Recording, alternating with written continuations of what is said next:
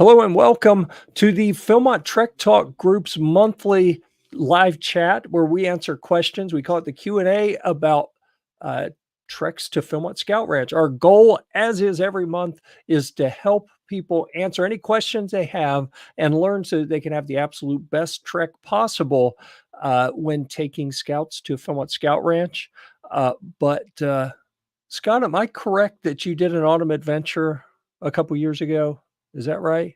I wish I did an autumn adventure a couple of years ago. That's still on my bucket list. Okay, so I asked that because I was saying if you're taking scouts to Philmont, and I thought, wait a second, we can help people who are going on adult trips where there aren't any scouts involved. Yes. Not that that's better or anything. I would never imply that, but we can help people go to Philmont for whatever reason, even if they're just, doing something other than a traditional 12-day trek. There are so many other programs that aren't traditional 12-day summer treks. We are here to help people with absolutely whatever they want to do at Philmont Scout Ranch, with some exceptions, I'm sure. Yes. But anyhow. Jeff, to add on to your comment, in addition to treks and fall adventure and winter adventure, I got some awesome news from my employer today, and they are going to fund me to go to Philmont Training Center next summer for a training activity. That's so amazing. It's awesome if you can go to Philmont and not have to pay your own way. So yeah, it is. We'll maybe be able to help folks with who are doing training too. Right. And do you mind calling out who you work for? Because I work for FedEx. So right. And I wanted to mention that I'm not kind to FedEx usually when I talk about them, because I do a lot of guitar stuff, and FedEx are like professionals at breaking guitars, at least in my area. So as much as I throw FedEx under the bus, I want to step up and give them props when they earn it. And that's fantastic what they're doing for you there. I know in past years, you've talked about them doing matching donations when you've made donations to different Scout things.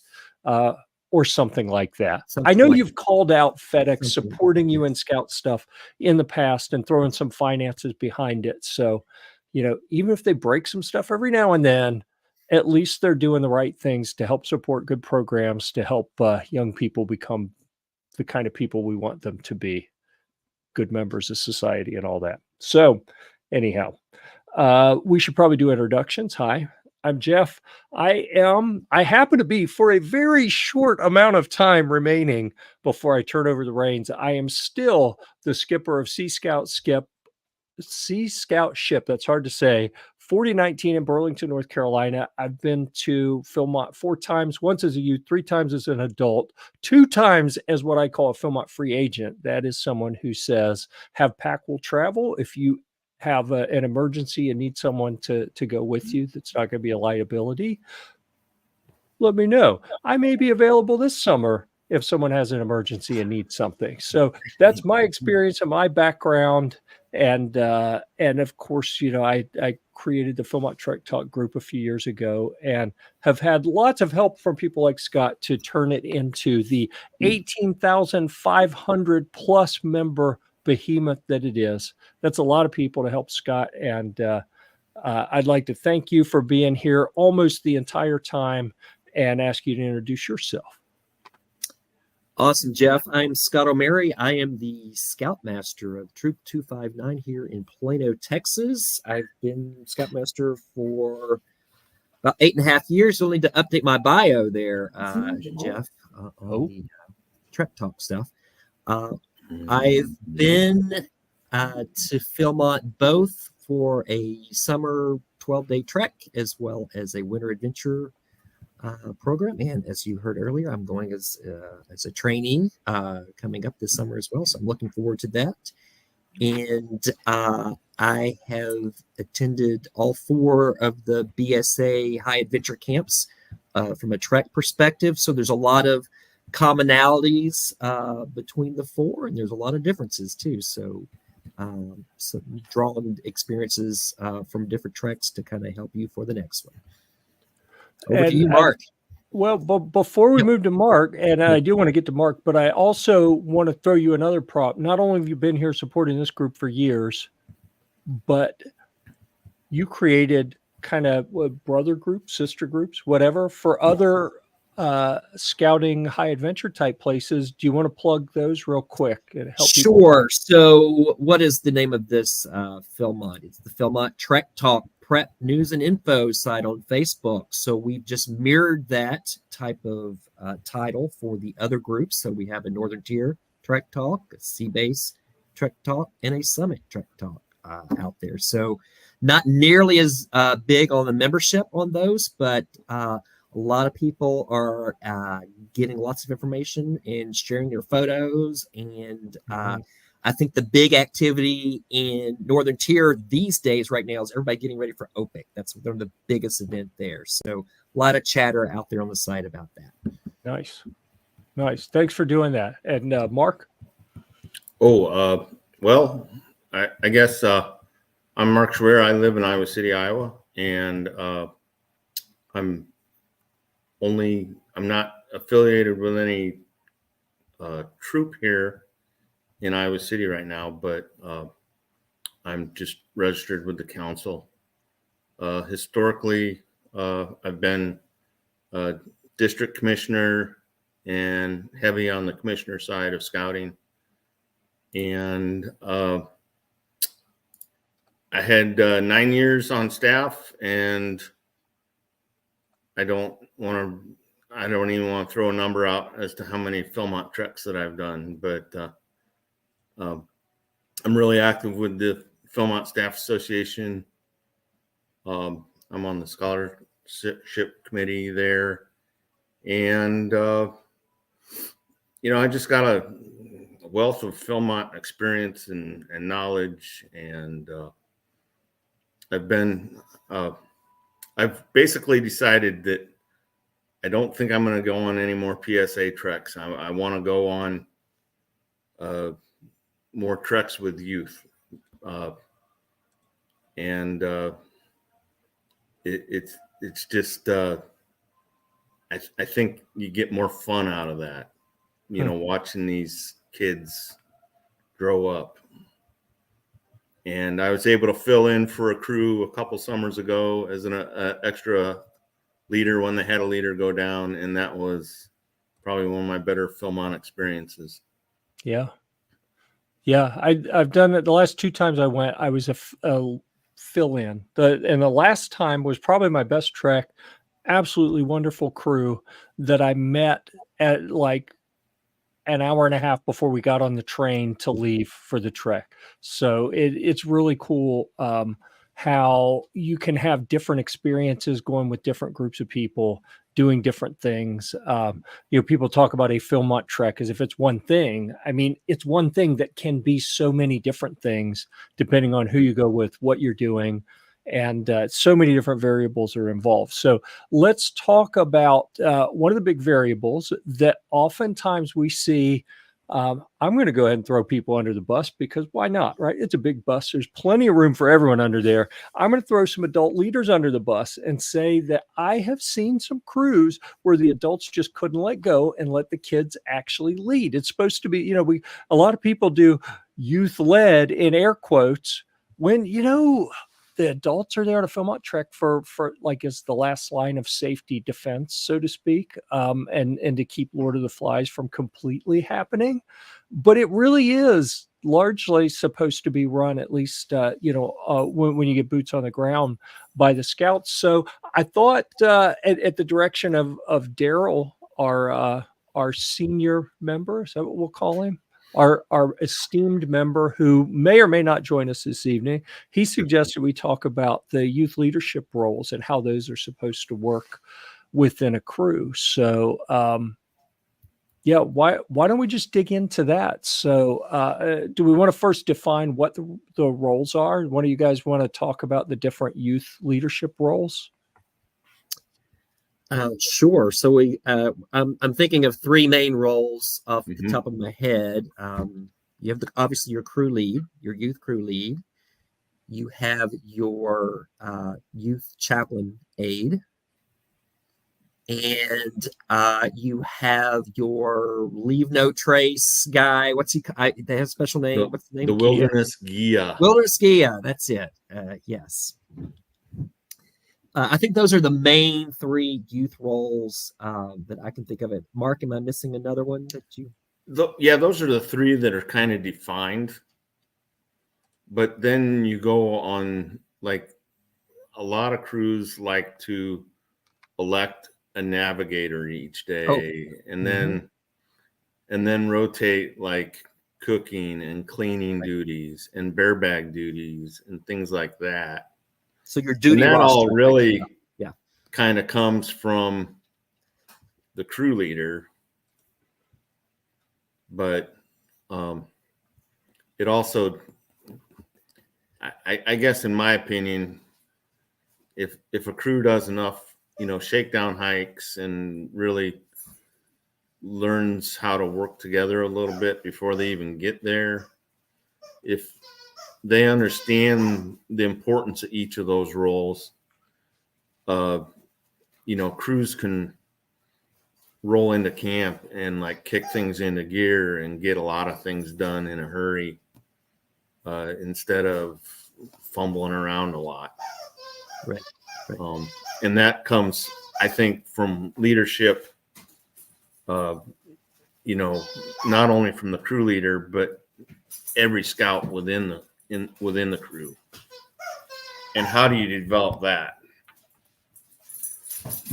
Yeah, that really is a challenge. I've seen some really great posts within the group lately where some crews that are hitting the trail this summer, or I may have even seen one for a crew that's going in 2025 where they're already out doing team building activities. And I think there are a lot of things that you can do on the trail, in campsites, things that are camping related that relate very directly to a trek that can help with team building. But I would encourage you, especially in times like if you're in a place that's super cold, like way colder that's going to be at Philmont, you may not get as much out of backpacking with snowshoes when you're not going to do that at Philmont. That's really not going to help you prep for Philmont, right? Maybe you spend that time going and doing some other team building activities. I'm trying to remember. It was an escape room. That's what I saw. Someone had posted that they had taken their crew to an escape. Oh, and there it is. I'm going to bring that up on the screen because I thought that was really cool what they were doing. And I don't recall them saying, let's see, we'll do that screen and share and that. All right. So here it is in the group. I'll put us down at the bottom so you can see they've got this escape room picture here with a bunch of folks. Some of them look a little bit on the diminutive side, we may say, a little youthful, but we see other crews out putting in the work out on the trail as well. So there are different ways that you can build your team. Part of that is going to be on the trail, figuring out how everyone works, how the crew should work. And part of that can be other things that you introduce to the crew to help them bond with each other and understand each other a little bit better. All right, so we have assigned position. Just to add on, I think that was a great idea, particularly if your crew is made up from youth from different units that's coming together for a trek. Yeah, I'll definitely agree with that. The first trek I went on was a council contingent trek, and I had three friends in the crew. And my brother would be really upset to hear me say that I was talking about two friends. And I remembered, oh yeah, my brother was there too, but he was family, not necessarily a friend, but the rest of the crew, we had a full size, complement of 12. So we had a big crew and I didn't know, several of the people I didn't know. So we didn't do a lot of effective team building stuff. And it showed when we got on the trail and we were very cliquey. And in some ways, because of me and my influence, we were fairly dysfunctional. And I'd like to think that I've learned from that and really encourage people to put the youth in a position to get to know each other and work out how they're going to work together before you arrive at Philmont. And I'll add to that, it's not just the youth. I have seen adults have conflicts on the trail. And it's not pretty. Really. Big, smelly, grumpy people going after each other in front of scouts is never a good thing, especially when you're out there in the wilderness. So definitely find ways for people to define roles ahead of time. So let's dig into the youth roles. And before we define each of them, what do you guys think is the appropriate timeline for putting a crew leader in place and defining the other positions? Well, we have itinerary selection coming up, right? For 2024 summer. When is that timeline? Is that not now through January? I think if it's not right now, I think it goes into February. Right. So I think, my personal opinion, I'd like the crew lead in charge, leading his crew at least at the start of that itinerary selection, letting them manage that selection process. Yeah, I don't think that the 2024 itinerary guidebook is available yet. So I know that they're not actively in that process yet. And I admittedly am not leading a crew in 2024. So I'm not plugged into the timeline as well as I should be at this point. But now, yeah, depending on geographically where you are, I'm down in Texas. It's nice weather in September, October. We're doing shakedown hikes at that time. So it's probably a good idea for us in warmer climates to have a crew lead earlier for those early shakedown hikes. But if you're a different climate, different weather, maybe your shakedowns are way back in the summer when it's too brutally hot here and you're doing crew leads then. So it just really depends. What do you guys think about before having an election to decide who the crew leader is? And I guess it's up to each crew how they decide. I have actually heard some adults say, "What do you mean vote?" No, I decide who the crew leader is. I don't agree with that. I think that you got to have buy-in from the youth. They need to select their crew leader. I'm seeing nods, so I think we all agree on that. Yeah. And what I've seen some crews do is, among people who are interested, giving them opportunities on different shakedowns. Before we have that vote, okay, Jimmy, you're going to be the crew leader this weekend. And, we have 3 people who want to do it. We're going to do 3 shakedowns. We're going to rotate each one of them and try to help each other and figure it out. And I've seen that as a good way to get people in the mindset of that, moving up to it. Yeah, it really depends on, if you're coming from a traditional group where all the kids on the crew are from the same troop or crew or whatever, that crew leader will probably come a little more naturally. But then if you get these mixed crews, then sometimes you're throwing it together maybe at Philmont, or in that case, you might want to key on 2 youth and split it up a little bit and both give them having like a 2 quarterback system. You might want to do that. That's not unheard of. It can be done. But as long as everybody's buying into that.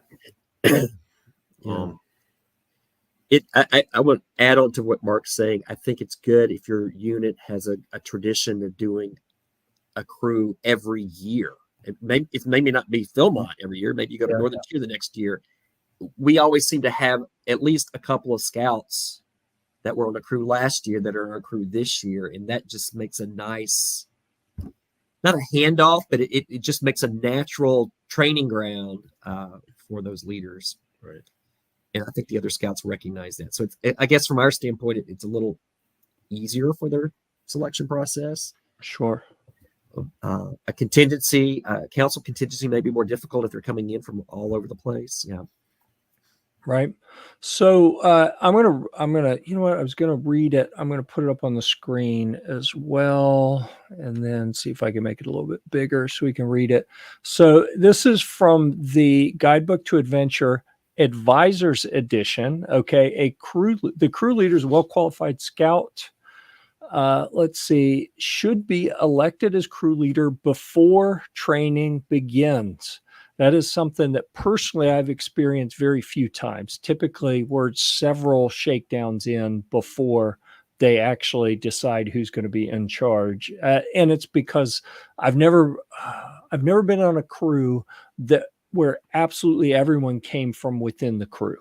I mean, within the troop or crew, from one unit. So they needed to get some time together out on the trail to figure out who they wanted to vote for because they didn't all know each other ahead of time. But I would say as soon as you can reasonably get the youth to pick someone to be in charge, that the sooner the better. The crew leader is responsible for organizing the crew, assigning duties, making decisions, and recognizing the capabilities of each crew member. They lead by example and discuss ideas and alternatives with the entire crew to arrive at a consensus before acting. And that, boy, I know a lot of youth. The thing that I see more often than not, youth tend to think that if they're elected the leader, it means they're a dictator. So this is a huge point that we need to emphasize with them, that this is leading by consensus, right? This responsibility requires someone with leadership ability who's respected by everyone. The adult advisors will work closely with this individual. The responsibilities, incorporating the principles of the Scout oath and law into the trek experience, follow the assigned itinerary, complete and manage a crew duty roster. That's what Mark talked about earlier, I think. Adhere to all Philmont bear and wildlife procedures. Okay. So, yeah, I was just reading the last little note there about they'll get additional information, and that is a hint right there that to kind of set expectations for the advisors. I think, you know, Philmont's tricky. They've done this for a long time. They're telling the advisors in a kind of sneaky way here. We're telling once your crew gets here, we're passing information through the crew leader, not to you. So yep. I think that's probably the best thing for advisors to understand early on is they're not to be the primary decision maker and contact. That's going to happen to the crew leader level. And while your crew lead is in that meeting at Philmont, you as the advisor or the other adults will be in another meeting on different topics. So right. Yeah. Be prepared. I will say one other thing from experience. Generally speaking, this isn't a hard and fast rule, but generally speaking, the crew leader should not be the son of an advisor. Yeah, I know where you're coming from there. I think that's really tough, especially on a small crew where you got 3 or 4 adults and each one came with a kid, and that may only leave 1 or 2 Right. youth available. But that's why I said it's not a hard and fast rule. Yeah. But if that is the case, then that advisor really needs to be able to take that step back. Oh yeah. And not be the dad, and not be telling his kid what to do. You got to let the kid be the crew leader and be the kid. Yeah, that's a wonderful point, and I'd like to kind of drive home that so much of this is about setting expectations with adults that they're not filling the same role that they typically have filled throughout the years in scouting. You know, a lot of the adults that do Philmont treks are the warm body that was available and willing to go out and spend 2 weeks to do the travel and trek and travel home and all of that. And they don't necessarily have a lot of scouting experience But then you get a whole lot more who started out in Cub Scouts and worked their way up, and they're used to having positions of authority and having real responsibility. And some do better than others at a troop or unit level of having scout led. So I think it can be a hard transition. And when we talk about youth leadership positions, half of that discussion always comes down to reminding the adults over and over and over, don't just let the youth lead, hold each other as a crew of adults. You know, they kind of think of your adults as like the cadre that is sitting back and watching, and instead of correcting the youth on everything they do wrong, hold each other accountable for not getting involved unless you really need to. That's good. That's my advice for crew advisors. If you want to counsel someone, if you want to tell people what to do, make it the other adults. All right. Keep each other honest in being on vacation and filling that safety role, and not being overbearing and trying to become the crew leader. All right. So Norm has been out there dropping a few comments. If anyone else is out there, feel free to chime in and leave some comments for us. Let's see. They, after one fun backpacking trip, they selected their crew leadership. That's good.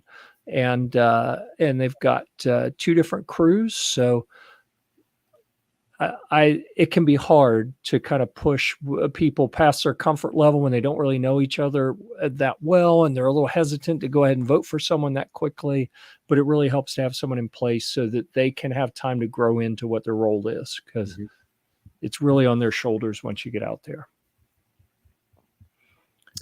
So those first couple of days at Philmont where your ranger is out with you, I think it's 3 days, 2 nights. They're out with you at the first part. That is an excellent time for us adults to really take 2 or 3 steps back, because your crew lead is going to be working directly with that ranger. That ranger is not going to be really working with the adults so much. And hopefully that 2 or 3 day practice run for you while you're there in an environment you may not be familiar with will get you guys off to a good start. Yes, us adults, I'll speak for me in particular. If you're in an unusual situation, unusual environment, and things don't go as planned, your anxiety level might increase, and you may fall back into your old habits and old ways, and that's not necessarily the best thing for your crew. So, yes, I agree about us adults trying to keep one another accountable.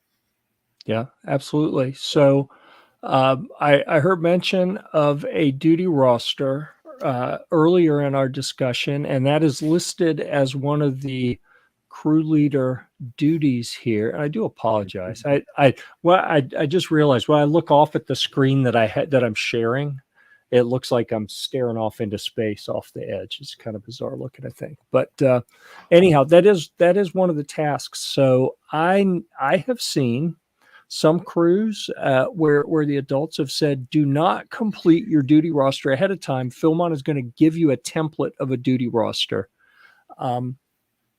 I see, Scott, you're shaking your head. What are your thoughts here?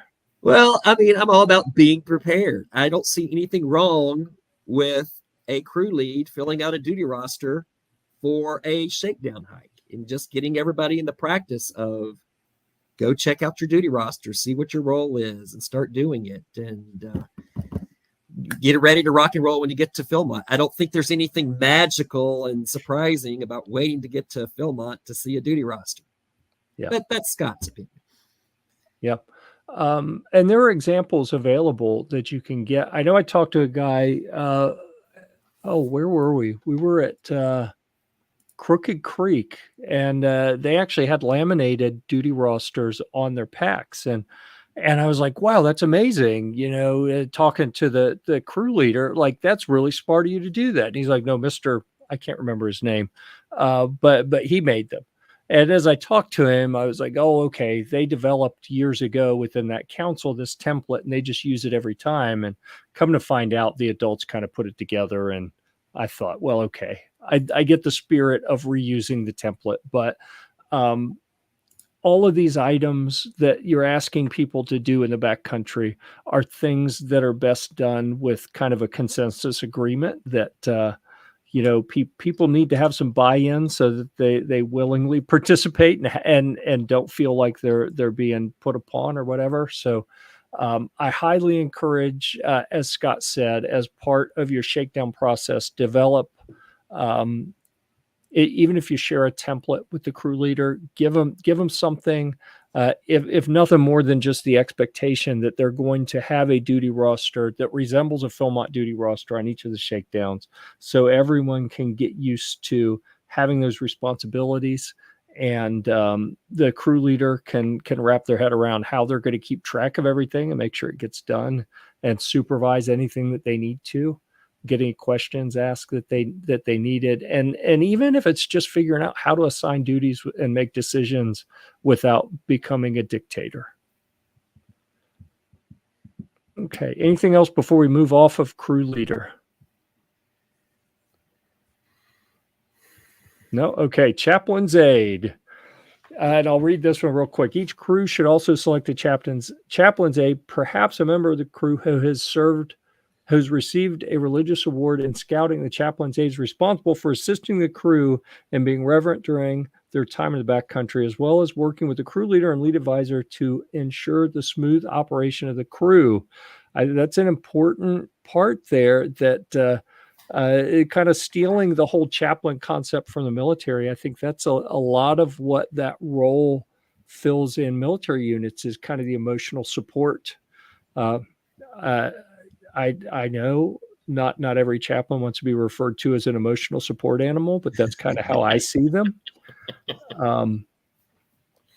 Let's see. The chaplain's aide will be asked to lead daily devotionals from the Eagle Soaring High booklet, lead grace before meals, and encourage participation in religious services.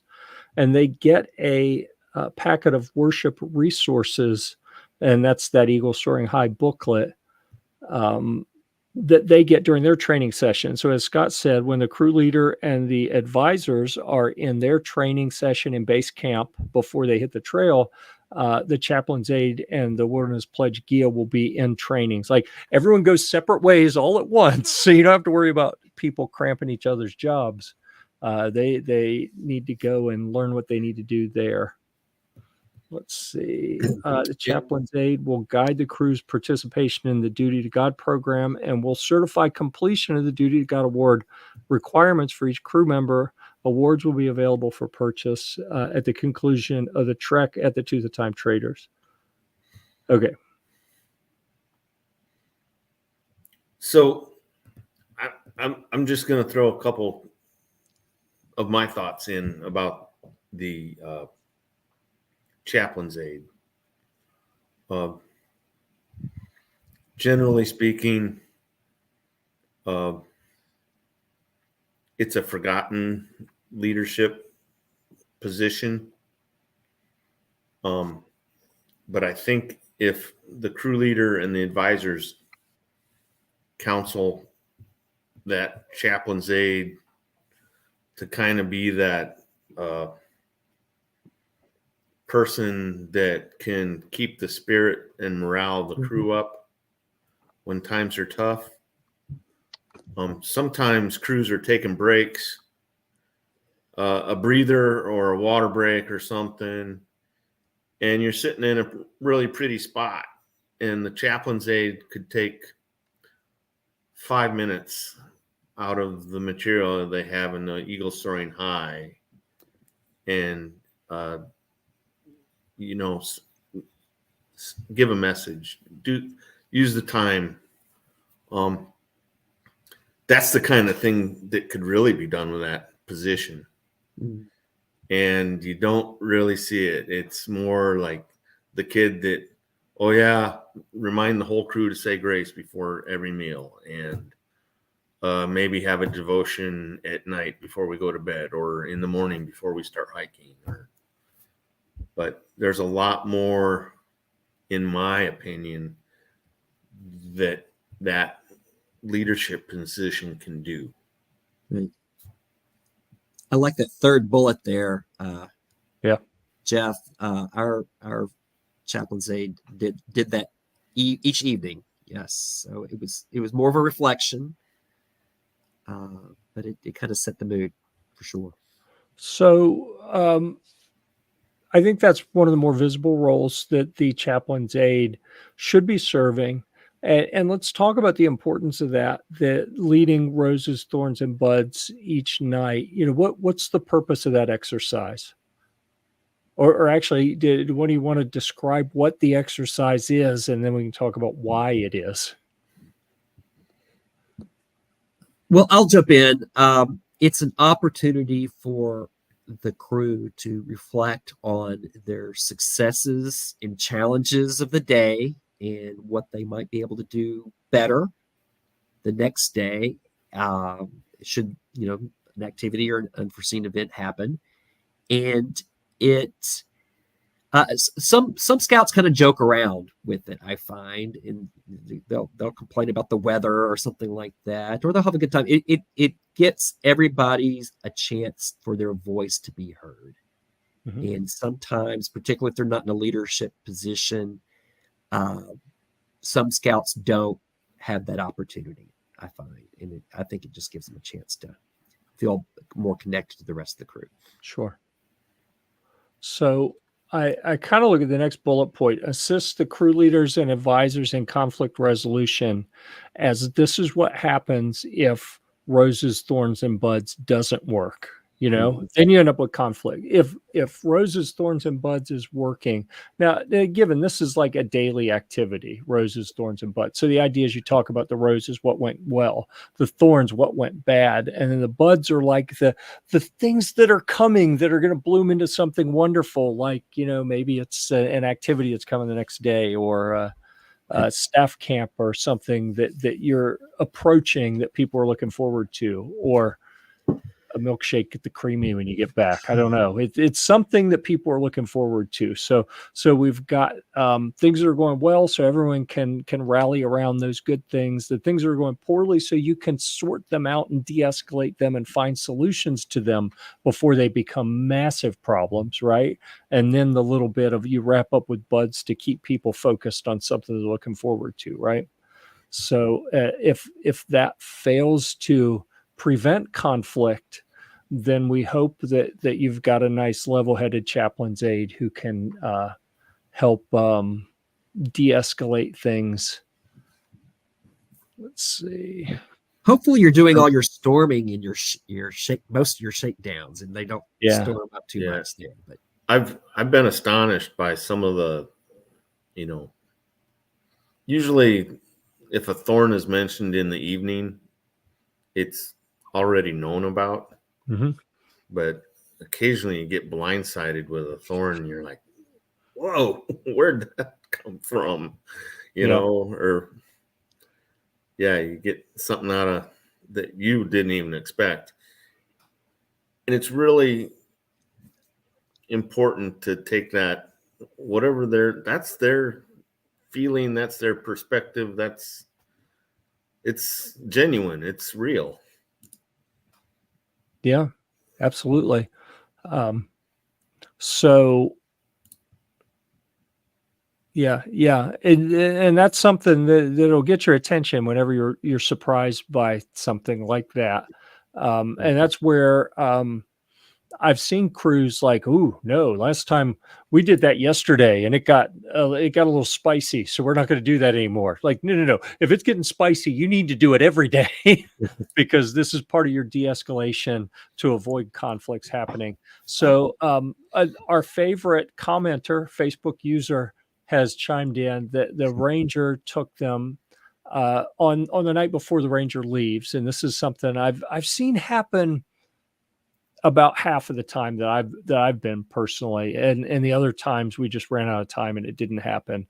And the last time I saw this, the ranger, I think, gave an amazing talk about how to look at everything that was coming on the trek and get the most out of it and appreciate it the most, but they missed an opportunity to involve the chaplain's aide and really help kind of cement their role in the crew as, the person who's going to help with these moments of reflection. So I love seeing that our friend Facebook user, that their crew leader had the foresight to involve the chaplain's aide in that kind of traditional, when they can fit it in, little sit down and have a nice crew moment to get everyone ready in the right mindset for the rest of the trek. All right. Let's see. Moving on to the Wilderness Pledge GIA, the last of those bigger elected positions. Let's see. Each crew will select a Wilderness Pledge GIA or guide. This individual will help the crew understand the principles of the Wilderness Pledge and leave no trace principles. This person helps the crew focus on camping practices that adhere to wilderness ethics outlined in the 2 approaches and ensures that the crew follows all Philmont camping practices. With more than 20,000 participants camping each summer at Philmont, it's important that each person do their share to ensure that we protect Philmont, our neighbors' properties for generations to come. The Wilderness Pledge GIA will certify completion of the Wilderness Pledge Achievement Award requirements for each crew member. Awards will be available for purchase of the two-time traders. I know Norm asked earlier for the cost of the patches for budgeting purposes. I'm going to suggest go to the Tooth of Time Traders website and look that up because I don't know off the top of my head. Let's see. They're like $2-3. Yeah. Responsibilities are learning the principles of the Philmont Wilderness Pledge and leave no trace. It's probably good if they, I tried to look for it too, Norm. I didn't see it, but maybe that's something that we can look up. Or I haven't harassed Ashley in a while. Maybe I'll send her a note tomorrow, see if I can find that. Let's see. Assist the crew in implementing Philmont's Wilderness Pledge and leave no trace principles throughout your trek. So this is something that it's interesting that I think a lot of us expect scouts already know this, but so many of them, they're fidgety and they're young people. I know old people who have this problem as well. They always got to be doing something, and then maybe it's breaking sticks or cutting something or whatever. And it's real easy for people to forget if everyone does that every night of their trek. 20,000 people who are on the trail for 6 to 11 nights. The place is going to be whittled into shreds. Like there's not going to be anything left. We have to actively make sure we're not doing things that tear those concentrated use campsites and trails and things apart while we're out there. Right. Let's see. Guide the crew in discussions about wilderness ethics, focusing on the different principles to leave no trace for 7 days on the trail. So that's like an ongoing reminder program, I think. Yeah, and again, kind of, I don't want to say that they're to police things. Like they don't have any enforcement mandate to physically stop people from doing things, but help the crew follow all camping practices outlined by the ranger and strictly follow Philmont's bear and wildlife procedures. So we get into the other side of this. Number one is the not tearing up the place, because there's so many people coming through that if everyone does something little, it adds up into many, many big things. But the bear and wildlife procedures can be like a life and death discussion. So it's important that crews keep themselves out of trouble in that regard. So at Philmont, by and large, the campsites are very well defined. You have a fire ring, you have a sump, you have a bear line, you have very distinct places where your tents are going to go in the campsite. It's not too difficult. Where I really find that the wilderness GIA comes into play, in particular, if you have a trek that takes you off property into like the Via Vidal, for example, Mhm. there are no trails, there are no campsites, there's no fire rings, there's no sumps, there's no bear lines. There you really have to be attuned about leave no trace in your hiking procedures and your camping procedures and your being careful with fire. You really have to pay attention to that. So I think if you have one of those tracks, your wilderness guia really shines on that part of the track. Yeah, absolutely. All right, so that really covered the main crew positions. Obviously, people are going to be assigned task, people within the crew, and here's another discussion. Tell me what you guys think. When they talk about the patrol method and how duties are assigned, and you know, we could also talk about the duty roster as part of that. Which do you prefer to see? Should adults be on the duty roster or not? Or some other answer, you know? It depends on the size of the crew. Yeah. In my opinion. Yeah, I agree. If it's a large crew, they don't need to be in there because there's not that many duties every day to rotate it. Yeah, I agree. I've been on a very small crew where if the adults didn't step up and do some things, it would be just adults sitting in camp watching kids scurry around doing everything while the adults just sit there, and it just doesn't feel right. You know, when you have you have enough task that you have scouts completing multiple tasks in succession while the adults just sit and try not to say anything, you know, try not to give them guidance. Yeah. I've been on multiple PSA treks where we have 9 adults and like 3 people bring their sons, and so we have 3 kids. So traditionally we've said to the kids, well, you kids, you're our advisors for the week, and we'll take care of the rest. So, wow. And so I agree with what everybody said. It really depends on the size of the crew. What are your opinions on what is that break-even point? At what point on the size of your crew do the adults just sit back and not do anything on the probably somewhere between 6 to 8 kids. If it's less than 6, the adults should probably be chipping in, and they naturally will be, I think. Yeah. Just because of the crew size. Right. If I will add, if you do have a large crew, 10, 12, it does give those youth a very sense of accomplishment by doing it.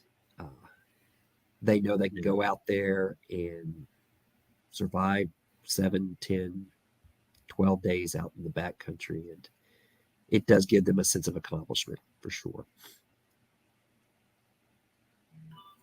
I want to go on a truck where I get a latte every morning served by somebody in the crew. Yes. You know, Interesting. that's I'm my sure you dream. could arrange that. So, and just for the record, and I know this is going to come up at some point, we do refer to the crew members as crew members or scouts, you know, however you want to call them. It is not appropriate to refer to them as minions. Okay. I'm just heading that one off at the pass. Like before we even get to it, we don't call them minions. That's just the way it is. Norm says adults should busy themselves with useful activities away from the scouts. I would go so far as to suggest with activities away from the scouts. And if they're not useful inherently, they're potentially useful in that you're not getting in the way of the scouts learning and developing and figuring out how to overcome problems without having some adult stick their nose in. And napping is an appropriate adult activity. Right. If you can get away with it. Mm. Yeah, I have also I've also been told very directly that Sherpa is not an appropriate moniker for scouts on a Philmont trek as well. I mean, who knew? But apparently that's the way it is. So so we talked about the youth roles on the trail a bit. We've set some expectations for adults, but do we want to fill in any more blanks? Like, how does the role of the lead advisor, is it the same as the rest of the advisors when you get on the trail? Like, when you get to base camp, the lead advisor is going to travel around with the crew leader for some things, and they'll have some meetings that they need to go to as the lead advisor. But once you hit the trail, like, how do the adult roles change? Well, once you're on the trail,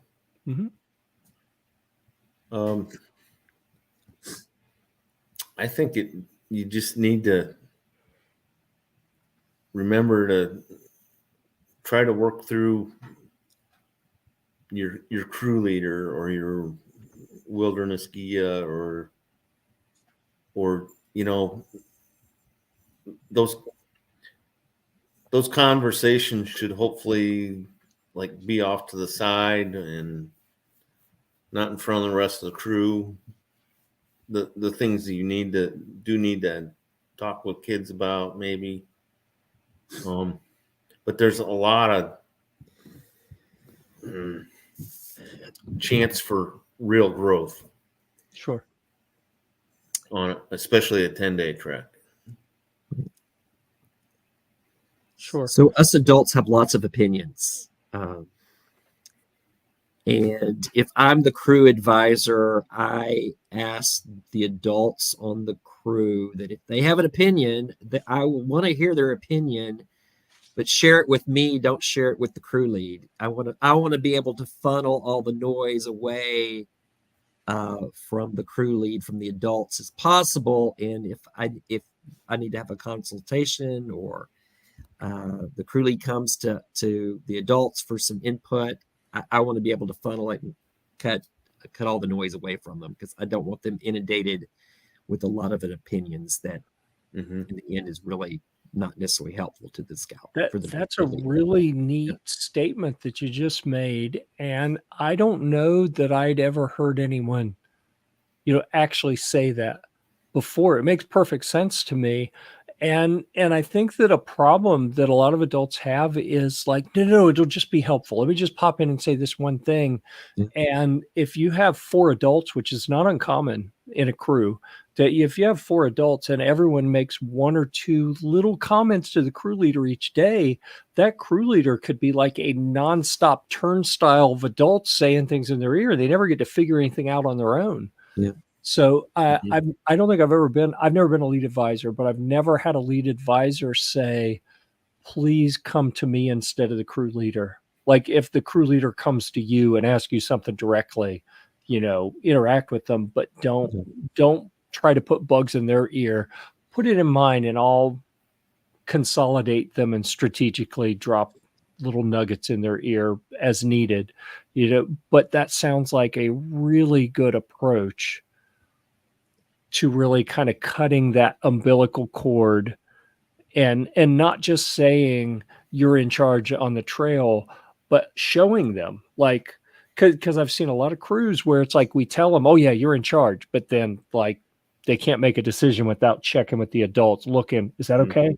Can I say that? Like, they need to be empowered Right. to make the decisions. And like, if it's a safety issue that needs to be stopped, then the adults can speak up. But otherwise, just, they don't need our approval to run the crew,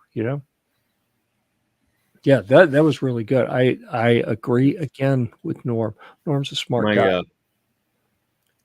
I'll just share an experience from way back in my ranger days. I had a dad advisor, and he was yelling at his kid to just go put all our stuff down in this campsite. And we were coming into Poblano, and you don't just pick your campsite, you go to the staff cabin. which I, as the ranger, my crew leader knew what to do, and he had the rest of the crew doing it, but the adult was yelling at his own son in front of the whole crew, and that just like ruined the damage that was done there in that moment.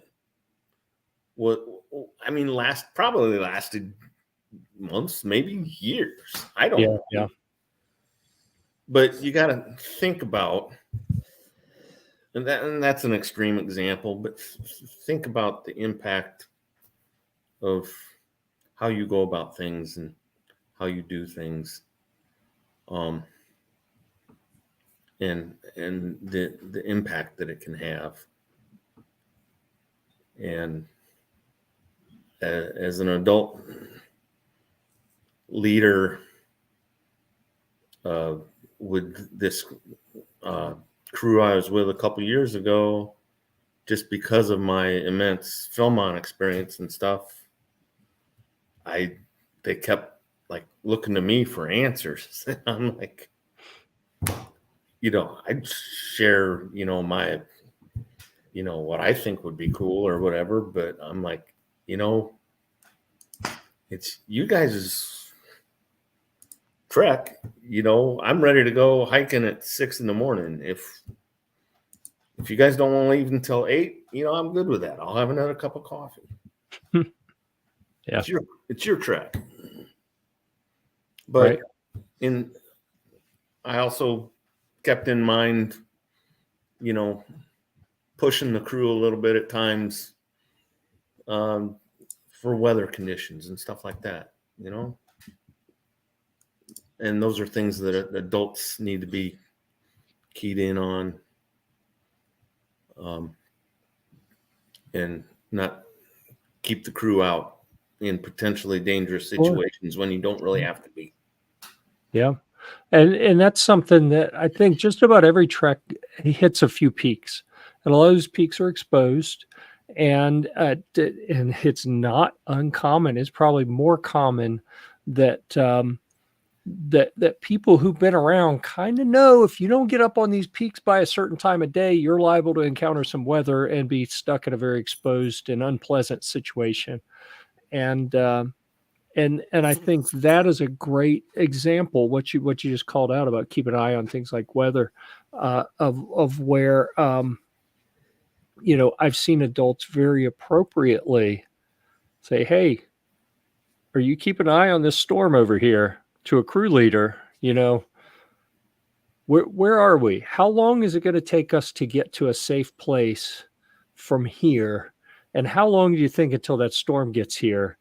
And that is, I think, a great example of the role that the adults should be playing, is keep an eye on that. And if they don't catch it in time, maybe say something, but even give them a chance to figure that out for themselves before you're like, "Oh, there's a storm over there." If it's not going to get to you right away, see if they catch it before you tell them. But yeah, otherwise, and I've got a great example of an adult that was tired of hiking and said, "You know what? I know I'm not supposed to say anything, but we need to go left." Guess what? We needed to go right, but we went left, and we hiked 1.5 miles uphill, and it was miserable. It was on a road with no cover, and it was blazing hot, and it was way too steep. And when we run up on a camp, what was it? It was the edge of Red Hills or something. I don't remember. I think it was the edge of Red Hills that they're like, "Oh no, that's the wrong direction." And when people figured it out, it's like, all right, no adult in that crew ever said another word about which way we should turn. And that guy, he was defensive at first, but later he pulled us all, the adults, aside and said, "Why didn't you tell me? Why didn't you tell me to shut up?" Like, dude, you were pretty intense at the moment, between you and the crew leader or the navigator. But yeah, holding each other accountable is something that we all agreed to at that point as adults. We said, all right, if I try to do something like that, y'all hold me accountable. I'll do the same for you. So Yeah. we're approaching the end of our hour here. I'm going to make last call if anyone has any questions. or comments you want to make before we wrap up, then now is your time to do that. And any final thoughts from you guys, Mark and Scott, about the things we talked about? Did we miss anything that we were intended to cover? We didn't really talk about itinerary selection other than to say, be sure that the crew leader is kind of driving that. Right. And is that? Yep. Yeah. Yep. Really not part of the topic of tonight, but part of the season that we're in. A lot of scouts are going to probably get gifts related to Philmont and their trek in the next few weeks. I would encourage the parents to kind of not just say, "Oh, this is cool. They may like this," and with the anticipation they're going to carry some tool or whiz bang thing with them on a trek that weighs half an ounce or half a pound, and a whole bunch of lightweight stuff is pretty heavy. That's all I gotta say. Sure. Yeah. And along those lines, if you're really thinking about getting your scout something for Christmas, they're going on a Philmont, maybe get them a gift certificate to a place so they can get exactly what they want. And that's an awesome idea.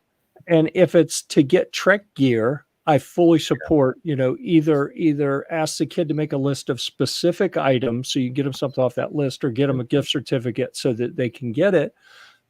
But if they've already got their gear, I don't get any kickback from the To the Time traders, but they're good people running a good shop, and they're trying to do fair prices on things.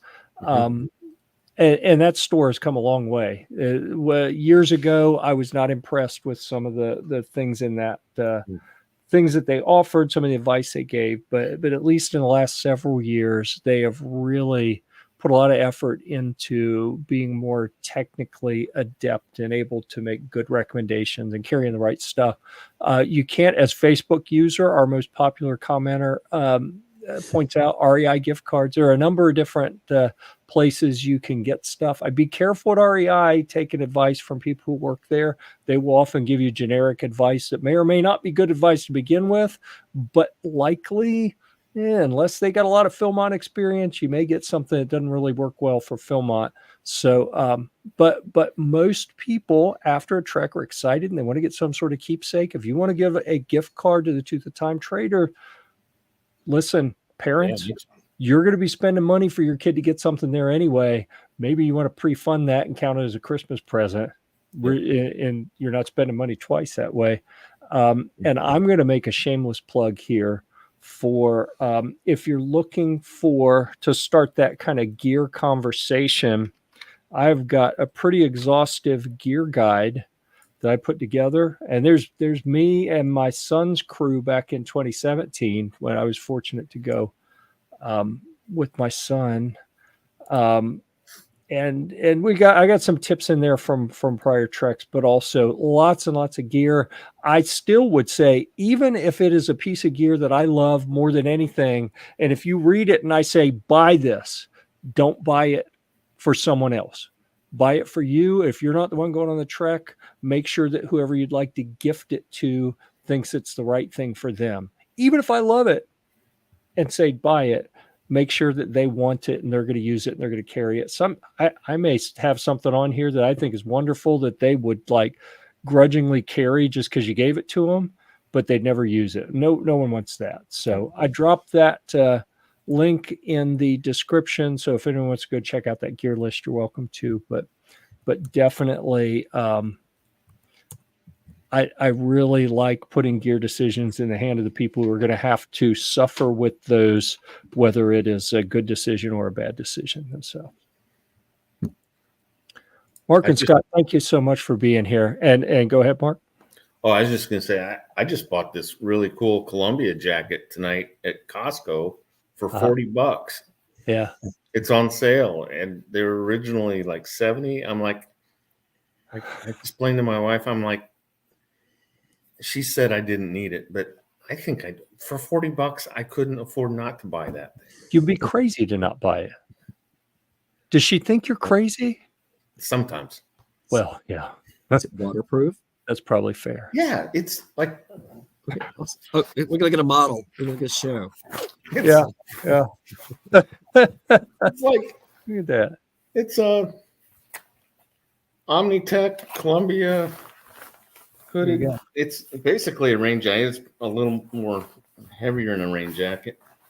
That's another topic. Rain But jacket. it's, Okay. I mean, Oh yeah, yeah. We'll get into rain gear at some point. But for now, I think we've exhausted our time. Thank you everyone for being here so much. As the ticker at the bottom says, we have a Facebook group that this broadcast is really originated from. It is the home of Team No Chair and Team No Boots as well. It's Team Trail Runners and whatever team. I don't really care. But we do this on the second Tuesday of most months. We typically would take a month off at the end of the summer season, like we maybe we did meet last month. Every now and then we'll take a month off, but as we're getting into the season where people are getting out doing shakedown hikes, we're going to be talking the second Tuesday of each month. We start at 9 p.m. Eastern. Please go check out the group if you're not familiar with the Philmont Trek Talk group in Facebook. And we'll be happy to do what we can. Oh, and there's a URL right down there at the bottom, which isn't helpful. You can't click on that ticker, can you? It's a whole big string of numbers. So look in the description of the video if you need the link, and we'll see you there. Thanks so much to the panelists. Thanks for the folks out there leaving comments and asking questions. And I think we covered it. How are we supposed to end this? Hike on. Oh, who's not ready? Yes. Is anybody not ready? Who's not ready? Philmont Ham, I don't know.